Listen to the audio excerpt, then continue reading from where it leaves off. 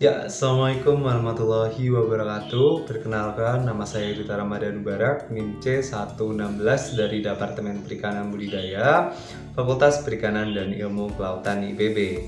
Jadi, di sini saya akan mereview kembali praktikum fisiologi reproduksi pada ikan, di mana saya akan preview dari pertemuan 2 sampai dengan pertemuan 11. Oke, jadi yang pertama itu terkait ciri seksual primer maupun sekunder pada ikan. Nah, di mana pada ciri seksual primer ini dapat kita lihat pada gambar. Nah, di mana pada jantan ini dia memiliki 2 lubang. Nah, sedangkan pada betina ada 3 lubang. Kemudian selain itu juga pada ciri seksual primer lainnya itu pada jantan itu terdapat kantung sperma, kemudian juga ada vas deferens. Nah, untuk yang betina itu terdapat ovarium dan juga oviduk.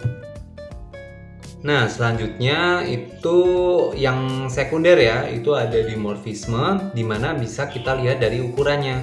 Biasanya ikan-ikan seperti ikan nila, dia pada jantan itu lebih besar dibandingkan betina. Sedangkan pada mas itu tubuhnya yang lebih besar adalah yang betina, sedangkan yang jantan itu lebih kecil. Nah, kemudian dari bentuk tubuhnya juga dapat dilihat pada betina biasanya untuk abdomen atau perutnya itu lebih besar daripada jantan. Nah, kemudian untuk organ khusus seperti pada ikan moli, pada jantan itu terdapat gonapodium, sedangkan pada ikan hiu juga ada namanya clasper. Nah, itu dari dimorfisme. Kemudian untuk dikromatismenya itu bisa kita lihat dari warna dan corak. Misalkan pada ikan arwana, jantan warnanya lebih mencolok, lebih terang dan lebih tajam dibandingkan ikan arwana betina. Nah, selanjutnya untuk pertemuan ketiga itu ada organ reproduksi pada ikan.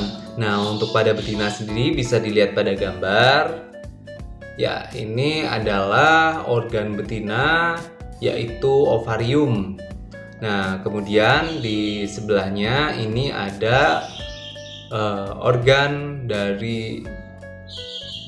reproduksi ikan jantan yaitu testis.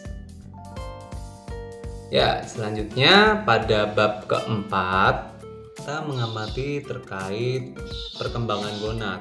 Nah, untuk perkembangan gonad ini bertujuan untuk supaya kita dapat mengetahui waktu yang tepat untuk memijahkan ikan.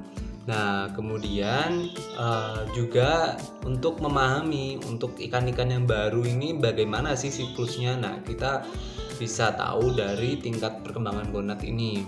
Nah, kemudian untuk hubungannya dengan fekunditas si TKG atau tingkat perkembangan gonad ini adalah semakin tinggi tingkat kematangan gonad maka semakin tinggi pula untuk fekunditas ikannya. Oke, jadi seperti itu aja. Untuk bab selanjutnya itu ada bab kelima di mana akan mempelajari terkait diameter telur, di mana untuk diameter telur ini adalah garis tengah atau ukuran panjang dari suatu telur atau di sini telur ikan ya yang diukur dengan mikrometer berskala yang sudah di tera. Nah, kemudian sebaran diameter telur akan semakin berkembang seiring dengan berkembangnya gonad pada ikan. Nah, untuk fekunditas sendiri itu merupakan jumlah telur matang dalam ovari yang akan dikeluarkan pada waktu memijah. Nah, untuk perlakuan yang mempengaruhi diameter telur itu bisa dengan penambahan hormon ataupun vitamin. Nah, untuk perhitungan dari fekunditas itu dengan menggunakan metode gravimetrik dengan rumus bobot seluruh gonad dibagi dengan bobot sebagian kecil gonad dikali dengan jumlah telur pada sebagian ikan. Bisa dilihat pada gambar, ini adalah rumusnya. Oke, selanjutnya untuk pertemuan ke-6 itu ada HSI dan GSI, di mana HSI ini merupakan Hepatosomatic Index dan GSI-nya sendiri adalah Gonadosomatic Index. Yang mana sebelum menimbang bobot hati dan gonad, kita perlu menimbang bobot ikan. Nah, kemudian untuk perhitungan GSI itu dengan cara mengukur berat gonad dibagi total berat tubuh dikali 100. Dan untuk perhitungan HSI itu berat hati dibagi total berat tubuh dikali 100. Nah, untuk kesimpulannya, apabila GSI-nya ini di bawah 20%, maka ikan memijah sepanjang tahun. Dan jika di atas 20%, maka ikan memijah musiman. Nah, untuk fungsi HSI dan GSI sendiri itu untuk mengetahui pola pemijahan ikan dan indikator kualitas lingkungan. Nah, untuk pertemuan selanjutnya itu adalah terkait induksi hormon.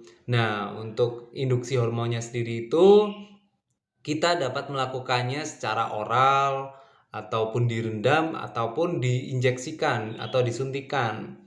Nah, untuk yang kita lakukan dalam praktikum offline pertama itu dengan penyuntikan, ya, diinjeksikan. Itu dimana sisi ring ini kita injeksikan pada bagian badan. Nah, oke, selanjutnya adalah seks reversal dan perwarnaan asetokramin, yang mana seks reversalnya ini adalah metode pengarahan diferensiasi kelamin. Jadi dari misalkan kelamin jantan bisa diubah menjadi betina ataupun sebaliknya, yaitu dengan menggunakan metode perendaman. Nah, untuk cara-caranya atau step-stepnya itu bisa kita siapkan wadah dan air, kemudian siapkan 17 alfa metil testosteron dan dilarutkan dengan alkohol. Karena si alfa metil testosteron ini dia bisa larut dalam larut polar. Nah, salah satu contohnya itu adalah alkohol. Nah, kemudian si airnya ini dimasukkan ke dalam air yang sudah disiapkan. Nah, kemudian untuk benih ikannya itu dimasukkan ke dalam air yang telah diberi larutan yang 17 alfa metil testosteron itu. Setelah dilakukan perendaman, maka selanjutnya kita menggunakan asetokramin untuk melihat si gonadnya ini apakah dia sudah berubah atau tidak dengan juga bantuan mikroskop. Ya, untuk bab ke-10 ini berbicara terkait bioassay, di mana bioassay sendiri itu merupakan uji hayati yang dilakukan untuk mengetahui toksisitas dari bahan pencemar terhadap suatu organisme akuatik. Nah, biasanya ini kita dengan bantuan ELISA atau Enzyme Linked Immunosorbate Assay, di mana merupakan teknik biokimia yang banyak digunakan untuk mendeteksi adanya antibodi atau antigen pada suatu sampel.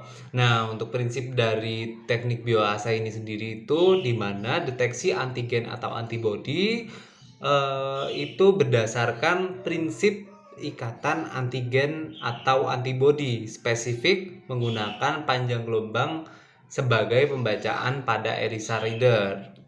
Ya, kemudian untuk bab terakhir itu terkait preservasi sperma, di mana untuk preservasi sperma ini merupakan sederhananya itu adalah pengawetan sperma, di mana kita akan meningkatkan daya simpan sperma ikan. Jadi sifat-sifat dari spermanya itu tetap terjaga hingga beberapa waktu kemudian.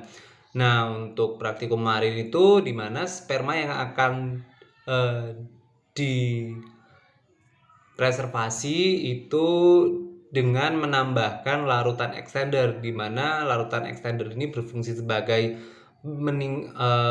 peningkatan untuk atau meningkatkan daya hidup dari sperma karena dapat memberikan nutrisi yang cukup dan sesuai untuk sperma.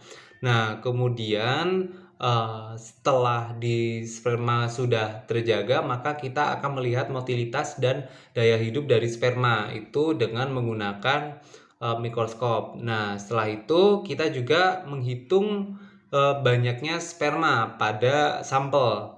Nah, itu kita amati menggunakan hematositometer di bawah mikroskop. Nah, setelah dihitung ternyata dalam praktikum kemarin itu terdapat 157 juta sel sperma. Ya, itu saja review materi dari pertemuan 2 sampai dengan pertemuan 11. Ya, semoga bermanfaat. Wassalamualaikum warahmatullahi wabarakatuh. Tetap semangat, sehat selalu.